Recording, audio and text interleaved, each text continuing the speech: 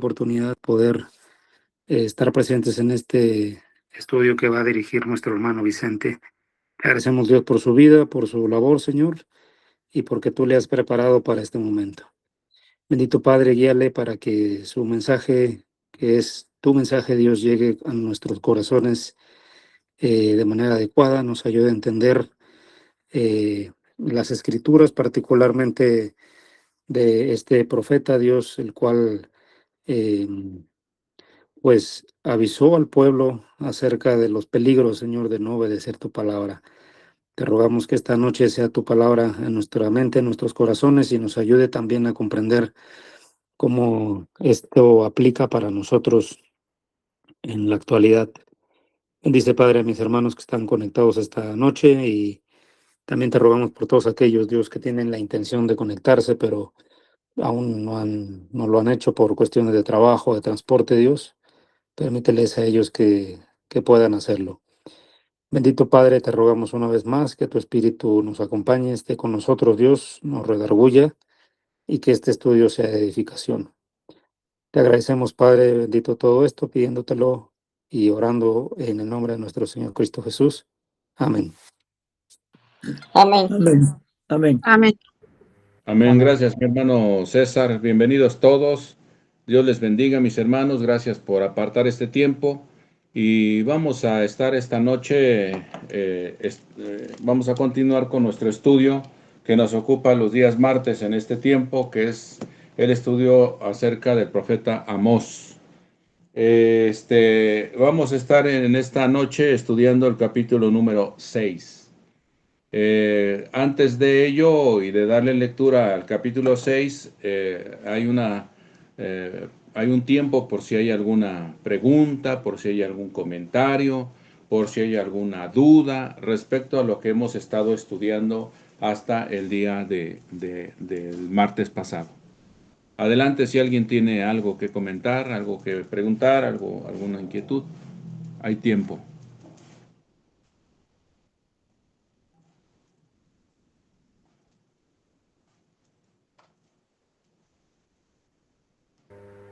Por mi parte, todo claro, hermano, gracias. Sí, hermano, gracias.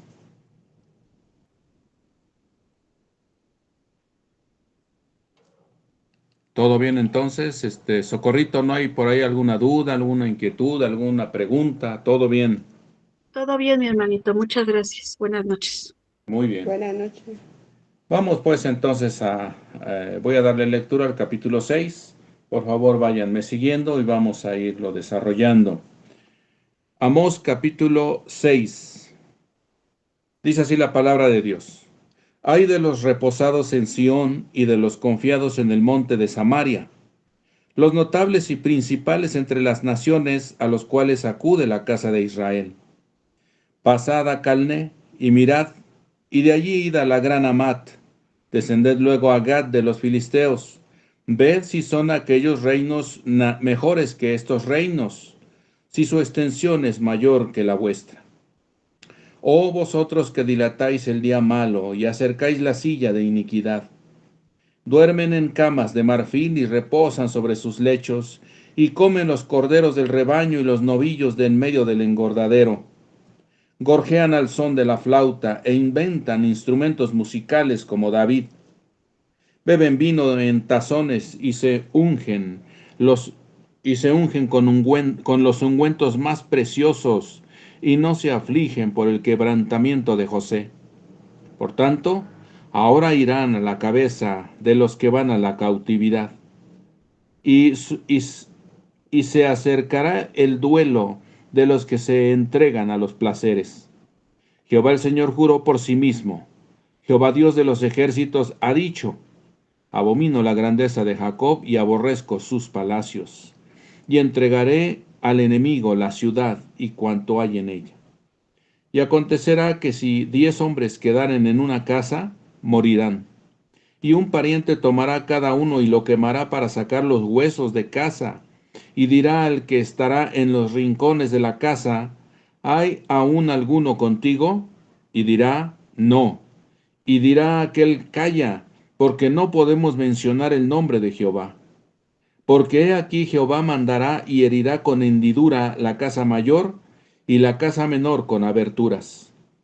Correrán los caballos por las peñas, ararán en ellas con bueyes. ¿Por qué habéis vosotros convertido el juicio en veneno y el fruto de justicia en ajenjo? Vosotros que os alegráis en nada que decís. ¿No hemos adquirido poder con nuestra fuerza? Pues he aquí, oh casa de Israel, dice Jehová, Dios de los ejércitos, levantaré yo sobre vosotros a una nación que os oprimirá desde la entrada de Hamat hasta el arroyo del Arabá. En este capítulo 6 tenemos nuevamente más razones de por qué es que Dios establecerá juicio sobre Israel. Estas razones ya nos van a ir llevando a seguir mirando el deterioro social, el deterioro espiritual, el deterioro moral de Israel. Entonces, a pesar de las amonestaciones que el profeta ya les ha dado con anticipación y que hemos estado viendo ya desde el capítulo 1, cómo es que Dios habla acerca de juicios que vendrán primeramente con las naciones vecinas y después contra Israel mismo, a pesar de la descripción vívida que el profeta hace de todo eso que sucederá, pues era el momento de que Israel pues ya debería de tomar, digamos, cartas en el asunto y volverse a Dios, porque es el llamado que todavía nos recordamos que en el capítulo 5 que estuvimos estudiando el martes anterior, dice Dios, esto es lo que yo les digo que voy a hacer y no vuelven a mí. Y lo repite hasta 3 veces y no se vuelven a mí. Y se deleitan en sus adoraciones, en su culto, en sus ceremoniales y en todo eso que dice, comparando Dios con lo que leímos en el profeta Isaías, capítulo 1, y a partir del versículo 10 y hasta el 20, hace un comparativo de que pues Dios ya no tolera, ya no acepta ese tipo de sacrificios, son vacíos. Son sacrificios que ya no son conforme a la voluntad de Dios y por lo tanto, pues entonces Dios ejercerá juicio sobre Israel.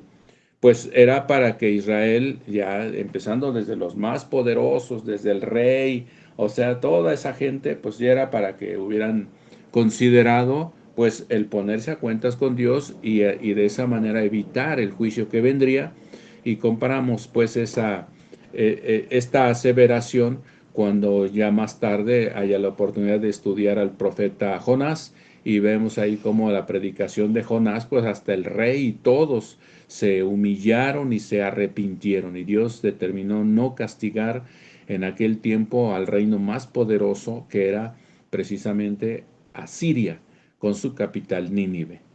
Entonces aquí vamos a ver en estos versículos cómo es que vienen ayes, o sea, estos ayes son pues digamos una manera de queja de parte de Dios por lo que está sucediendo con la nación de Israel, o sea, el reino del norte. Dice el versículo 1 y el versículo 2, ay de los reposados en Sión, o sea, hay de los que solamente se deleitan en puro descansar, en puro estar ociosos. Hay de los reposados en Sión y de los confiados en el monte de Samaria. Dice los notables y principales entre las naciones a los cuales acude la casa de Israel. Pasada Calné, Calné pues era una ciudad, recordamos, allá desde el Génesis, ¿verdad? En Génesis capítulo 10, versículo 10, se nombra esta ciudad de Calné. Es una ciudad que Nimrod construyó cuando dice la escritura que fue el primer bueno, era un cazador y era un hombre poderoso. Y dice que era un poderoso delante de Jehová, o sea, Jehová detrás y él por delante. Era un hombre que confiaba en sí mismo y en su fortaleza y en su fuerza. Y Nimrod, el hijo de Cus, Nimrod fue el que fundó esta ciudad de Calné, fundó Calné, fundó, a ver, se me fueron ahorita, pues Babel, Calné, en la tierra de Sinar y otras dos ciudades que ahorita no me recordé, pero por aquí están rápidamente, las busco aquí y aquí están. Esas son ciudades que fundó Nimrod y las encontramos en el capítulo 10 de el libro de Génesis, ahí un poco antes de construir la torre de Babel. Entonces, Akkad, Calné, Babel y Erec eran 4 ciudades en la antigua Mesopotamia, o sea, eran ciudades importantes. Dios toma esta ciudad para como ejemplo acerca de si era muy fuerte, muy poderosa, muy grande comparada con la extensión territorial que había en Israel, aunque también la condición moral, social y espiritual, pues era la misma pues que Israel tenía en ese tiempo, a pesar de que Israel era próspero en ese tiempo, en el reinado de Jeroboam II.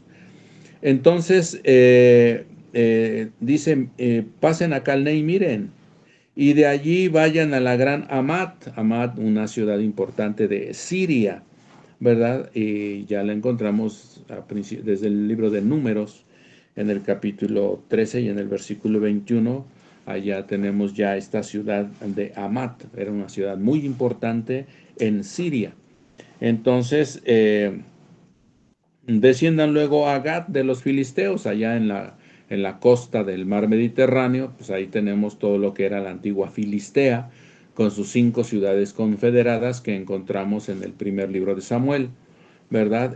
Aquí nada más se menciona Gat, pero ya sabemos que también era Gaza, era Asdod, era Ascalón y era Ecrón, eran las ciudades más importantes de la antigua Filistea, donde pues ahora sí que estaban los filisteos.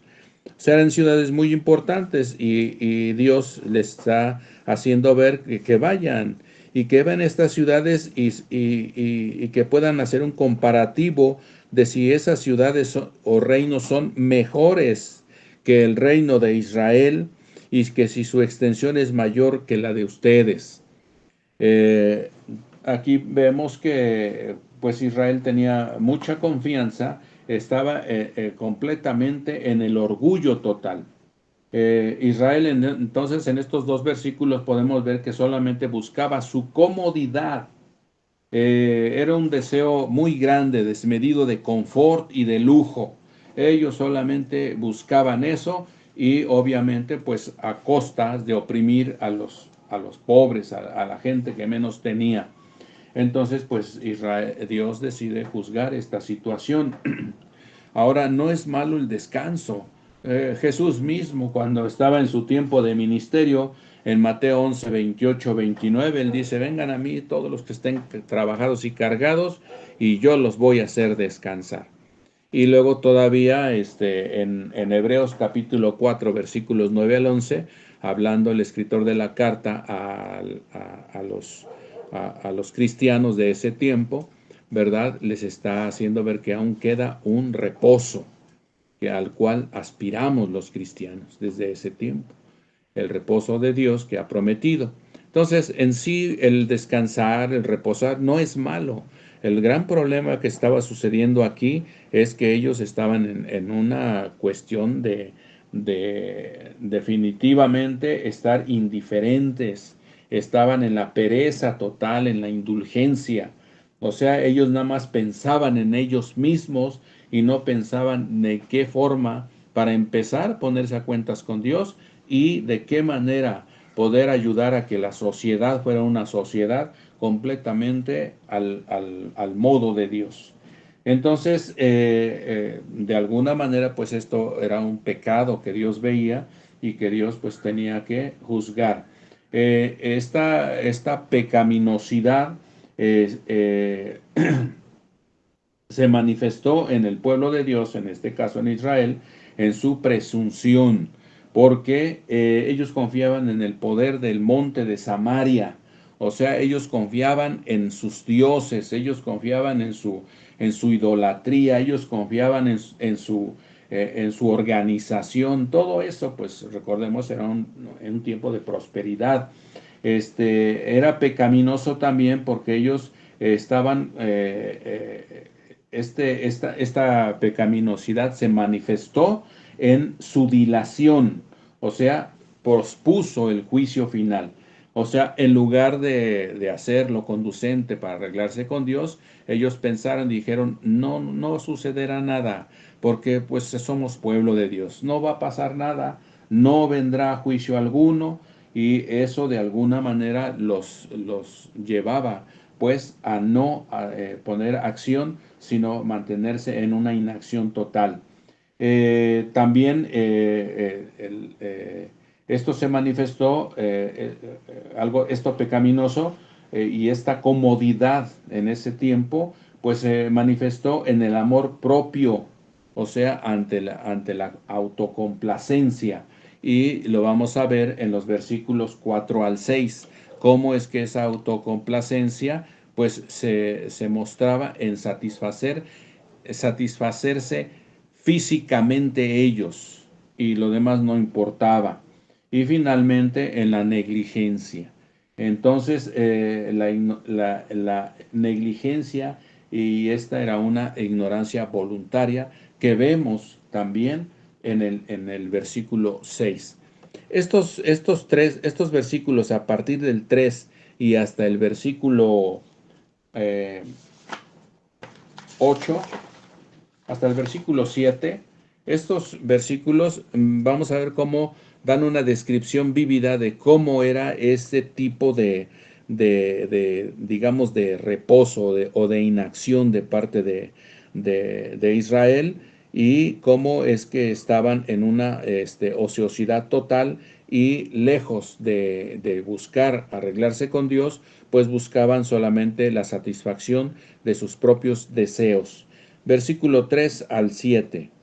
Y dice, oh, ustedes que dilatan el día malo, o sea, no va a llegar nada, no va a pasar nada, ese día no llegará.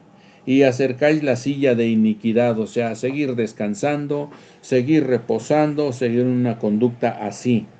Y Dios les hace ver que esa es una conducta equivocada, que los va a llevar precisamente al cautiverio. En el versículo 4 dice, duermen en camas de marfil y reposan sobre sus lechos, y comen los corderos del rebaño y los novillos del medio del engordadero. Satisfacción propia, satisfacción carnal. Todo lo necesario para estar cómodos, para estar tranquilos. Gorjean al son de la flauta. Gorjear aquí es cantar o hacer sonido con la garganta, al son de la flauta, e inventan instrumentos musicales como David, o sea, para seguir en la comodidad total. Beben vino en tazones y se ungen con los ungüentos más preciosos, y no se afligen por el quebrantamiento de José. O sea, no hacen todo eso que tienen que hacer para satisfacerse a sí mismos, y no se afligen, no están conscientes de la aflicción que vendrá. Y quebrantamiento, pues aquí estamos hablando de dolor, de castigo. Y habla de José. Recordemos que las dos tribus más grandes que estaban en el reino del norte, pues eran las tribus de José. Recordemos que en la repartición de Josué a la tierra prometida, José no está como tal, sino sus hijos. Están Efraín y Manasés. Manasés tenía una parte en el lado oriente del Jordán, y la otra parte la tenía en el monte Gerizim, por ese lado, al occidente del río Jordán. O sea, era una extensión territorial muy grande. Y ya junto con la extensión de Efraín, que estaban juntas, y ahí se pueden ver en el mapita que que lo tenemos listo para cuando tenemos estos estudios, ahí podemos ver que Efraín y Manasés estaban juntos. Entonces son extensiones territoriales muy grandes, y pues entonces aquí el profeta escribe que no se afligen por todo lo que es el reino de Israel. No hay aflicción, no hay quebrantamiento, solamente hay gozo y solamente hay excesos de toda naturaleza con tal de mantenerse pues en la comodidad total. En el versículo 7, por eso dice Dios, entonces como están sucediendo todo eso en Israel, entonces, por tanto, como todo esto está sucediendo, bueno, pues entonces ahora irán a la cabeza de los que van a la cautividad, todos esos que se deleitan con sus lujos, con sus comodidades, ellos van a ir a la cabeza en rumbo a la cautividad, y se acercará el duelo de los que se entregan a los placeres. Es algo importante, es que a nosotros cómo es que eso nos debe llamar siempre la atención, como ya hemos estado estudiando y como ya hemos compartido, los juicios del Señor son y serán. Los profetas siempre traen mensaje de Dios, los profetas que son de Dios, porque más adelante en el capítulo 7 vamos a ver a Amasías, que era un profeta a sueldo de Jeroboam. Y entonces pues había esa otra corriente de profetas que no eran de Dios, pero que deleitaban el oído del rey en turno a cambio de vivir en la comodidad total. Entonces, Dios dice que como ellos están inmersos en eso, en esa vorágine, pues, entonces ellos van a ser los primeros que serán llevados a la cabeza, a la cautividad. En el versículo 8, Jehová el Señor juró por sí mismo. Cuando Jehová, el Señor, jura por sí mismo, ya hemos estudiado, como sucedió con Abraham cuando iba a sacrificar a Isaac. Entonces, cuando Él jura por sí mismo es algo que Él hará, es algo que Dios dice, esto voy a hacer. Cuando es algo bueno, es magnífico porque lo va a hacer, pero también cuando se trata de un juicio, también Dios lo va a llevar a cabo. Entonces dice Jehová Dios de los ejércitos, ha dicho, abomino o aborrezco la grandeza de Jacob. O sea, nuevamente de Israel, hablando así. Y aborrezco sus palacios y entregaré al enemigo la ciudad y cuanto hay en ellas. Y acontecerá que si 10 hombres quedaren en una casa, aquí viene una descripción en los siguientes versículos de cómo es que será ese juicio. Una vez más, Dios describe cómo sucederá el juicio a Israel a manos de los asirios. Y ya ha habido descripciones parecidas en los capítulos anteriores que hemos estado estudiando y pues insistimos, no se ve que Israel tenga el más mínimo deseo de volverse a Dios, de arrepentirse y de cambiar su conducta. Entonces aquí viene la descripción de cómo será algo muy fuerte, algo terrible. Y acontecerá que si 10 hombres quedaren en una casa, morirán. Y un pariente tomará cada uno y lo quemará para sacar los huesos de casa y dirá al que estará en los rincones de la casa, ¿hay alguno contigo? Y dirá, no. Y dirá aquel, calla, porque no podemos mencionar el nombre de Jehová. Porque he aquí Jehová mandará y herirá con hendiduras la casa mayor y la casa menor con aberturas. Es algo muy fuerte que Dios va a hacer y que inclusive hasta tenían miedo de nombrar a Dios mismo, pero Dios está diciendo algo que sucederá a futuro. Estamos hablando de unos 44 años después de esta profecía que aconteció este evento. Entonces Dios está describiendo y dando tiempo para el arrepentimiento. En el versículo 11, en el versículo 12, hay unas preguntas que pues tienen obvia respuesta, ¿verdad? ¿Correrán los caballos por las peñas? Pues la respuesta, pues segura, o sea, la respuesta lógica, pues es que no. Recordamos que los caballos pues tienen pezuñas, o algunos tienen herraduras, y entonces al correr por las peñas se van a lastimar, no tienen manera de tener agarre, pues, como en tierra firme. Entonces, la pregunta, ¿correrán los caballos por las peñas? Pues no, no es posible. ¿Ararán en ellas con bueyes? Pues no es posible tampoco, porque ahí no hay nada que producir, no hay nada que sembrar. Es un lugar de peñascos, es un lugar donde no se puede llevar a cabo la actividad agrícola. Eh, entonces viene una pregunta, por qué ustedes han convertido el juicio en veneno y el fruto de justicia en ajenjo, en algo amargo? Ustedes que se alegran en nada, que dicen, no hemos adquirido poder con nuestra propia fuerza. Este versículo 13 nos lleva todavía a considerar lo que leemos en Deuteronomio capítulo 8, en los versículos 11 al 20, ¿verdad? En esa porción del Deuteronomio, cuando van a pasar a la tierra prometida, Dios les hace ver que ellos no van a ganar batallas basados en su propia fuerza, sino que Dios va a ir con ellos y las batallas serán ganadas porque Dios va con ellos.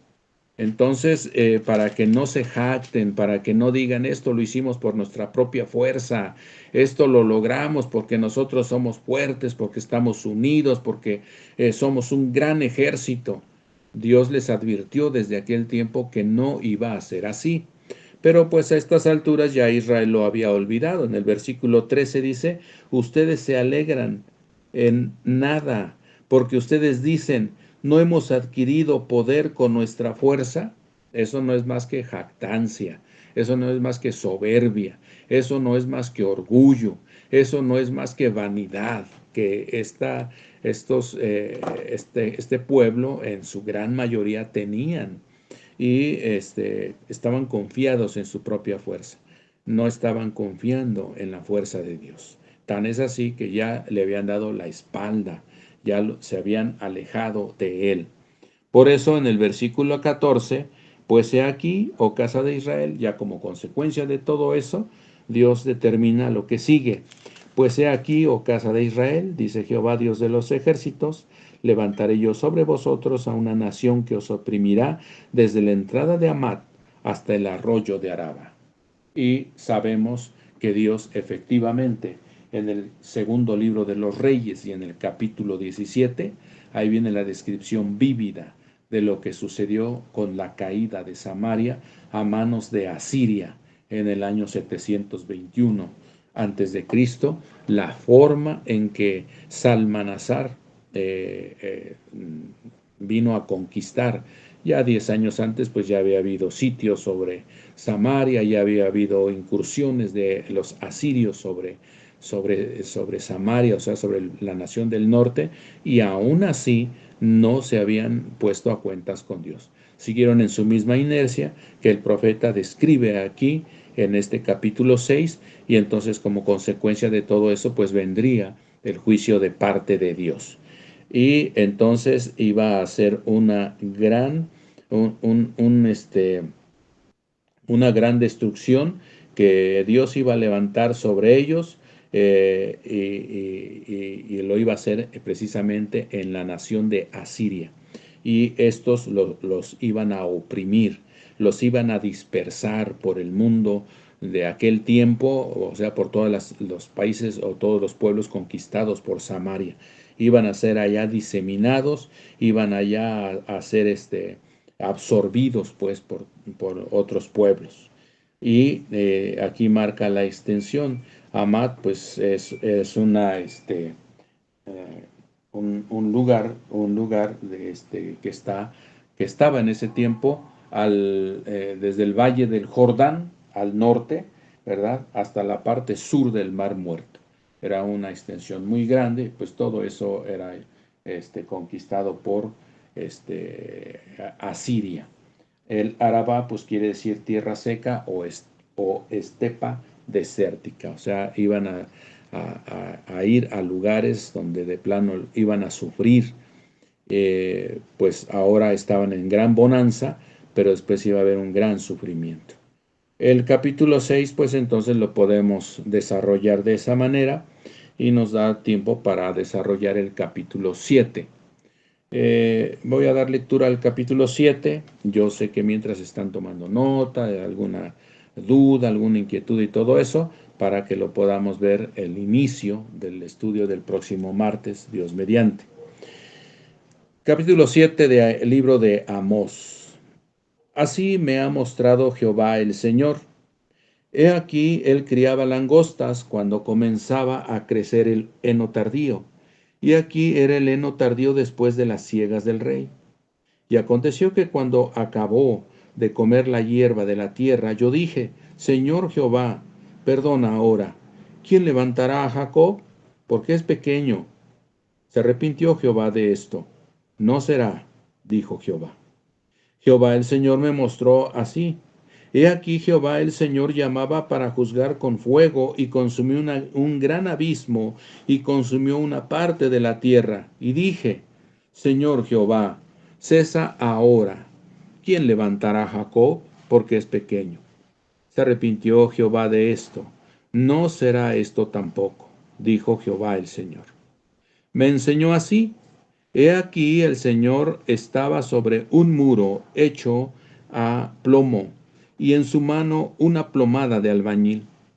Jehová entonces me dijo, ¿qué ves, Amós? Y dije, una plomada de albañil. Y el Señor dijo, he aquí yo pongo plomada de albañil en medio de mi pueblo Israel. No lo toleraré más. Los lugares altos de Isaac serán destruidos, y los santuarios de Israel serán asolados, y me levantaré con espada sobre la casa de Jeroboam. Entonces el sacerdote Amasías de Betel envió a decir a Jeroboam, rey de Israel, Amós se ha levantado contra ti en medio de la casa de Israel. La tierra no puede sufrir todas sus palabras. Porque así ha dicho Amós, Jeroboam morirá a espada e Israel será llevado de su tierra en cautiverio. Y Amasías dijo a Amós, vidente, vete, huye a tierra de Judá y come allá tu pan y profetiza allá. Y no profetices más en Betel, porque es santuario del rey y capital del reino. Entonces respondió Amós y dijo a Amasías, no soy profeta, ni soy hijo de profeta, sino que soy boyero y recojo higos silvestres. Y Jehová me tomó de detrás del ganado y me dijo, ve y profetiza a mi pueblo Israel. Ahora pues oye palabra de Jehová. Tú dices, no profetices contra Israel, ni hables contra la casa de Isaac. Por tanto, así ha dicho Jehová, tu mujer será ramera en medio de la ciudad, y tus hijos y tus hijas caerán a espada, y tu tierra será repartida por suertes, y tú morirás en tierra inmunda, e Israel será llevado cautivo, lejos de su tierra. Y entonces, este capítulo 7 pues inicia con una visión que Dios le muestra a Amós. Le está mostrando una visión y le dice, en esa visión, Amós vio que Dios criaba langostas cuando comenzaba a crecer el heno tardío. Ya sabemos con qué propósito o para qué sirven las langostas, y ya tenemos desde el libro de Éxodo una gran plaga de langostas, ¿verdad? Cuando estaban los israelitas en cautiverio y Moisés pues, y Aarón estaban enviados por Dios para darle libertad al pueblo de Israel ante Faraón, y hubo una plaga de langostas que dejó todo, pero todo completamente arrasado, y ni aún así Faraón se arrepintió. Entonces, cuando oímos langostas y vemos en la Biblia, pues sabemos que es algo que pues no va a quedar nada comestible, es algo que la langosta lo va a acabar por completo. Entonces vio que Dios criaba langosta, ¿verdad? Y dice, y aquí era el heno tardío después de las siegas del rey. En ese tiempo, pues lo primero que se cosechaba, era para, digamos que era el impuesto el tributo que se tenía que dar al rey y a su corte. Y entonces venía otro tipo de siega, ¿verdad? Para que el pueblo pues pudiera comer, o sea, los segadores o los agricultores pues pudieran tener alimento para ellos. Amós entonces aquí vio en esta visión que pues iba a ser algo muy fuerte lo que iba a pasar para el pueblo de Israel, porque el rey y su corte y todos sus allegados pues iban a tener alimento.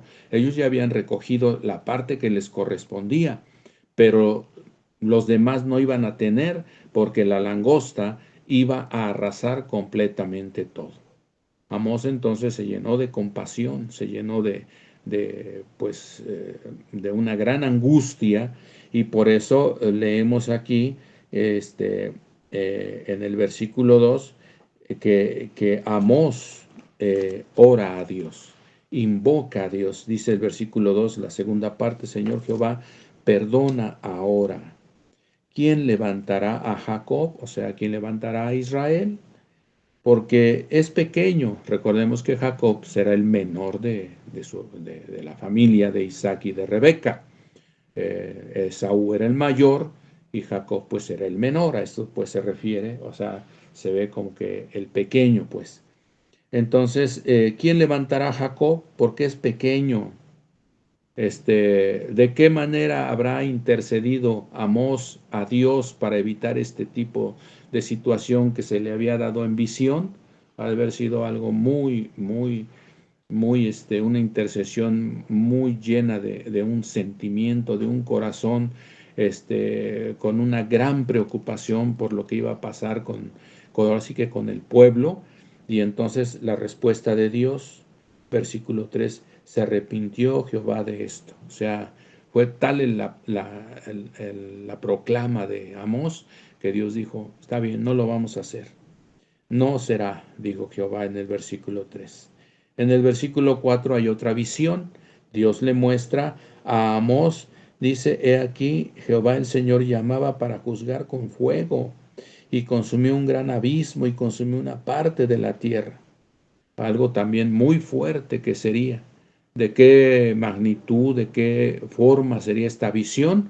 Pues no lo podemos nosotros magnificar, pero Amós vio una visión tan terrible, y nuevamente su corazón se llenó de angustia y nuevamente clamó a Dios, oró a Dios, intercedió por Israel, y dice el versículo 5: y dije: Señor Jehová, cesa ahora.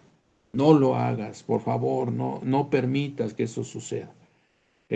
Al término de esa oración, de esa intercesión, en el versículo 5, dice, todavía Amós, en su oración dice: ¿quién levantará a Jacob? Porque es pequeño. Se arrepintió entonces Jehová de esto.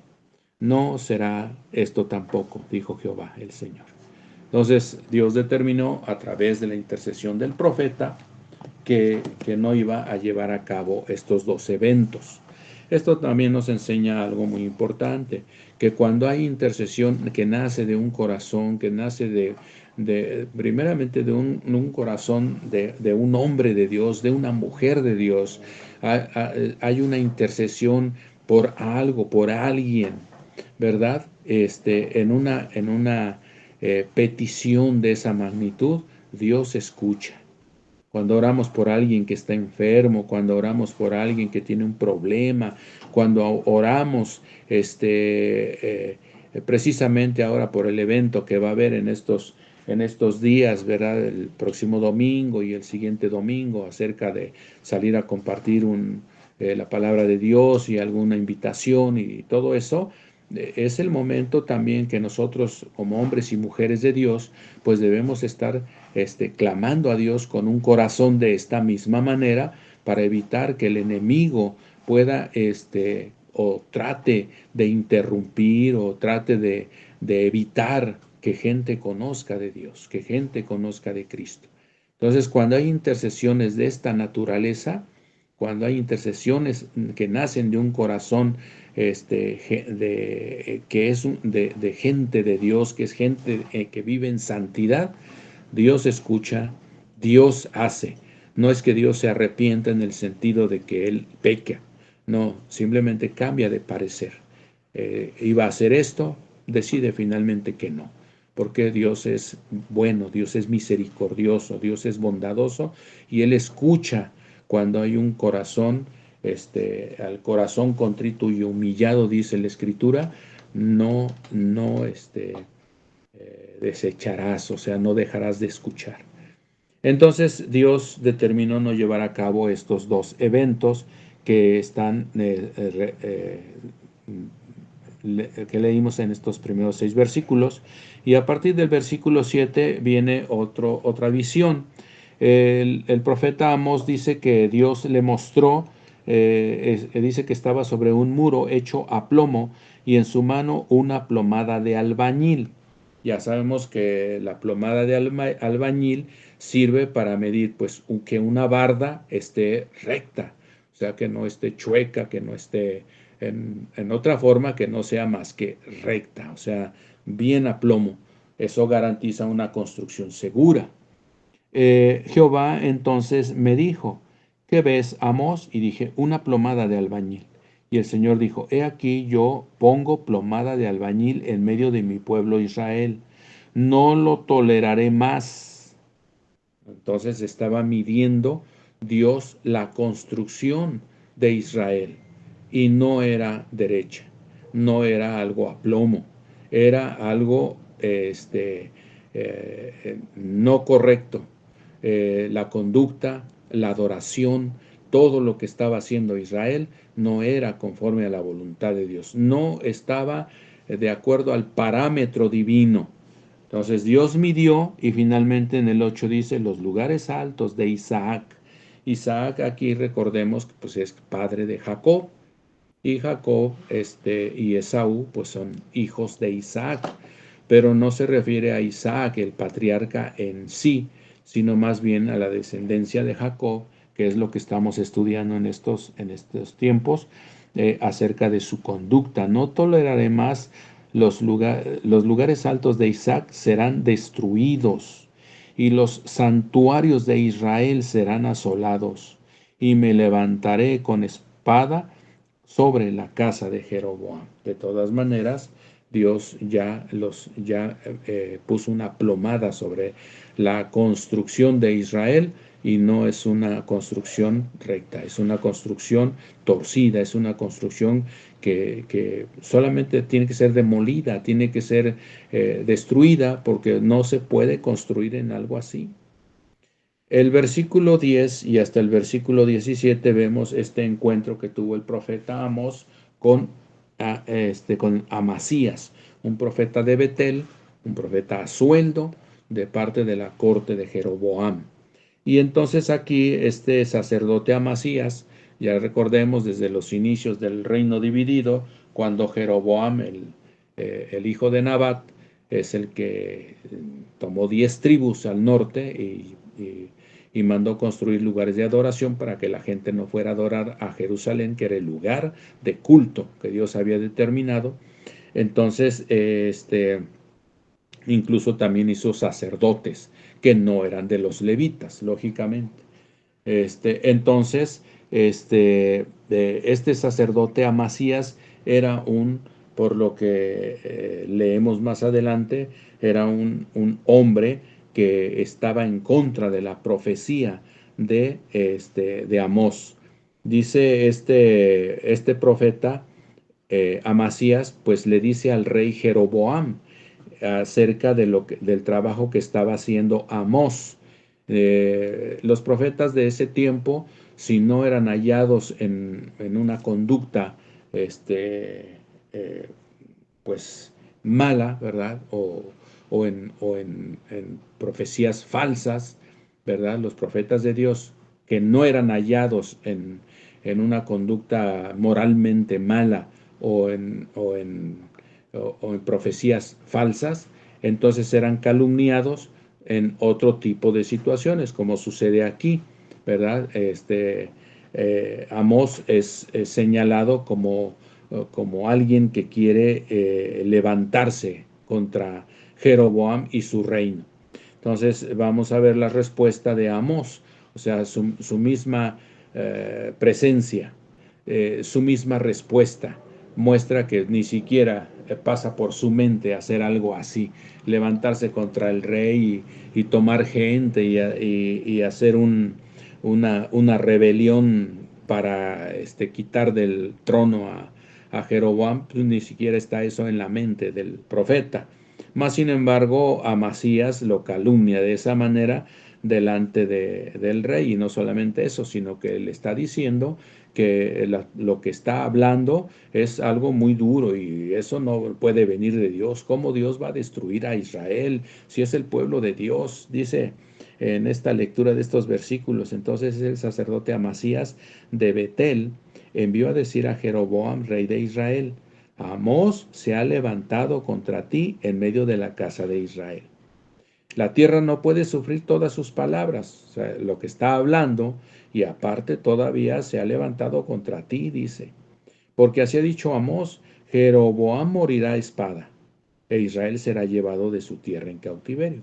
Amós no está diciendo más que la verdad. Lo que Dios ha dicho que tiene que decir es precisamente lo que Amós ha estado diciendo desde el inicio de su profecía. Entonces, la calumnia es grande, está hablando de sedición por parte de este profeta. Entonces, este Amasías todavía lo confronta en el versículo 11, en el versículo 12 lo confronta y le dice: vidente, vete, huye a tierra de Judá y come allá tu pan y profetiza allá. O sea, Amasías sabe que Amós viene de cerca de Belén, pues, o sea, al sur de Jerusalén, dijimos que de dónde era Amós, de Tecoa, pues, y allá en el mapita que ya tenemos, que ya sabemos, pues sabemos que Tecoa está cerca de Belén, ya en tierra de Judá, cerca de Belén y también cerca de Jerusalén, al sur siempre. Entonces Amasías sabía que Amós venía de aquel lugar y después mejor vete a tu tierra y allá profetízales a ellos, a nosotros déjanos en paz.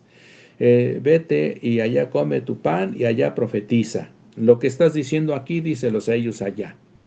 En ese tiempo no había una buena relación también entre el reino del norte y el reino del sur. Había rivalidad todavía. Pues había bonanza en el reino del norte, no tenía necesidad de tener una relación con Judá. Como vemos que después sí la hubo, había un tiempo de cooperación y juntos iban a la guerra contra ciertas naciones. Entonces Amós le responde en el 14 a Amasías y ya le dijo: no soy profeta, ni soy hijo de profeta, soy boyero y recojo higos silvestres. O sea, trabajo con el ganado, recojo higos silvestres, o sea, mi trabajo es ese, pero Dios me sacó de ahí y me llamó. O sea, ni siquiera yo soy hijo de algún profeta, hijo ni siquiera de algo quizás referente con Elías, con Eliseo, nada de eso. Solamente soy un pastor, un cuidador, un criador de ovejas, un recolector de higos silvestres. No soy más que eso, pero Dios me llamó de ahí y me dijo: ve a Israel y diles lo que te voy a decir. Esto es lo que Amós le está diciendo a Amasías a partir del versículo 16. Ahora pues, oye palabra de Jehová. Tú dices: no profetices contra Israel, ni hables contra la casa de Isaac. Por tanto, esto es lo que son palabras de Dios a través del profeta Amós, para que Amasías escuche. Y como tiene, así como le fue a decir a Jeroboam lo que Amós estaba, digamos, tramando, Entonces quiere decir que tenía acceso, pues los profetas a sueldo, pues tenían acceso siempre al rey o a los altos dignatarios de ese tiempo. Entonces le está diciendo, pues esto va a suceder, así es que primeramente es una profecía para ti y para tu familia. Y ve y dile a Jeroboam lo que va a suceder y Dios ha determinado qué hará. Por tanto, así ha dicho Jehová, tu mujer será ramera en medio de la ciudad, y tus hijos y tus hijas caerán a espada, y tu tierra será repartida por suertes, y tú morirás en tierra inmunda. E Israel será llevado cautivo, lejos de su tierra. En un versículo, Amós le dice a Amasías, este profeta a sueldo, lo que le va a suceder a él y a Israel. Cualquiera pues que oye esas palabras, pues entonces va a decir, oye, pues es algo muy fuerte que me va a suceder y que le va a suceder al rey y a la nación de Israel. Pues, ¿qué es lo que tenemos que hacer para que esto no suceda? Pero pues el corazón ya engrosado, ya el corazón duro, ya el corazón sin sentimientos, ya el corazón sin Dios en él, ¿verdad? Un corazón lleno de idolatría, un corazón soberbio, altivo, un corazón que denota la condición espiritual de Israel en ese tiempo, no tiene sentimientos, ya no, ya las palabras dichas ya no llegan pues a remover la conciencia. Y entonces Amós dice, esto es lo que va a suceder. Por la historia sabemos, 44 años más o menos después, es cuando Asiria hace esto. Y obviamente pues tuvo cumplimiento todo lo que Dios dijo por medio del profeta Amós. Dios siempre advierte el valor de la profecía que en el Antiguo Testamento, y por eso gracias a Dios que tenemos el Antiguo Testamento, porque la profecía se daba en determinado tiempo y el cumplimiento era siempre a un tiempo determinado. Aquí en este caso estamos hablando de unos 44 años después de que el profeta Amós lo hizo y más o menos también el mismo tiempo en que el profeta Oseas lo hizo. Son profetas contemporáneos. Entonces, pero hay otras profecías que van a más tiempo.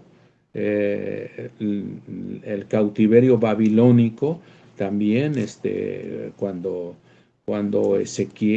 más bien Isaías, cuando el profeta Jeremías hablaron.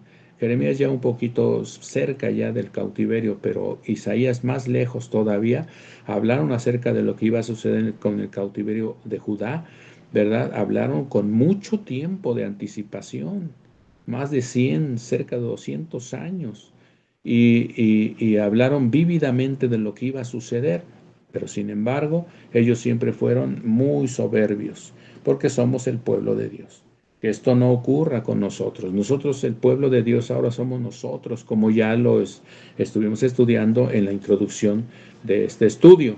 Ahí estuvimos hablando de que ahora nosotros somos el pueblo de Dios y lo estuvimos estudiando en la carta del apóstol Pedro en el capítulo 1 y en los versículos, creo que desde el 8 en adelante, que ahora somos pueblo adquirido por Dios, real sacerdocio, nación santa, y con el propósito de anunciar las virtudes de aquel que nos llamó de las tinieblas a su luz admirable. Dice todavía el apóstol, nosotros que no éramos pueblo, ahora somos pueblo de Dios. Entonces, que no nos suceda lo mismo que sucedió en ese tiempo, que siendo nosotros pueblo de Dios, entonces Dios no hará contra nosotros, podemos hacer lo que quiera, lo que querramos, al fin que Dios no va a hacer contra nosotros. Dios ha prometido que dice en la Escritura que si el justo con dificultad se salva, ¿dónde aparecerá el impío y el pecador? O sea, Dios, si no somos de acuerdo a su voluntad, habrá un tiempo de castigo y finalmente pues el juicio final que Jesús nuestro Señor establecerá inmediatamente después de su segunda venida. Vamos a dejar nuestro estudio hasta aquí. Estudiamos el capítulo 6 y el versículo 7. ¿Alguna duda, alguna inquietud, alguna pregunta? Por favor, anótela, téngala por ahí y con ella iniciamos el próximo martes, Dios mediante. Entonces, pues les agradezco mucho su paciencia, su presencia también, mis hermanos y mis hermanas. Y bueno, pues vamos a terminar en esta noche haciendo una oración. Si nos deseas guiar en oración, mi hermano Martín, por favor. Claro que sí, hermano. ¿Me escuchan? Gracias. Acompáñenme en oración, por Sí, favor. te escuchamos.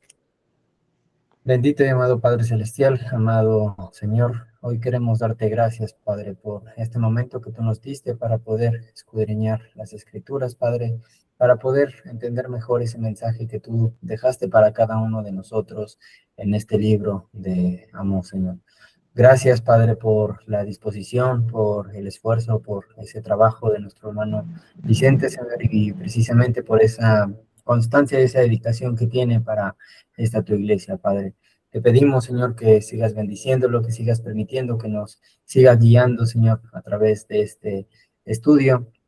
Y principalmente, Señor, te pedimos que cada palabra, cada aprendizaje que hayamos tomado el día de hoy, Señor, sea usado para nosotros, Señor, para nuestra familia, pero principalmente, Señor, para compartir esa palabra a las personas que lo necesitan.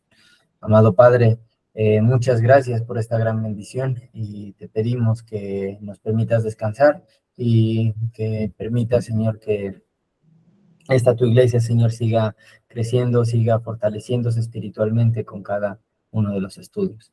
Gracias, amado Padre, por todo lo que nos das. Te agradecemos y te pedimos, no porque lo merezcamos, Señor, sino porque lo hacemos a través de nuestro amado Señor Jesucristo. Amén.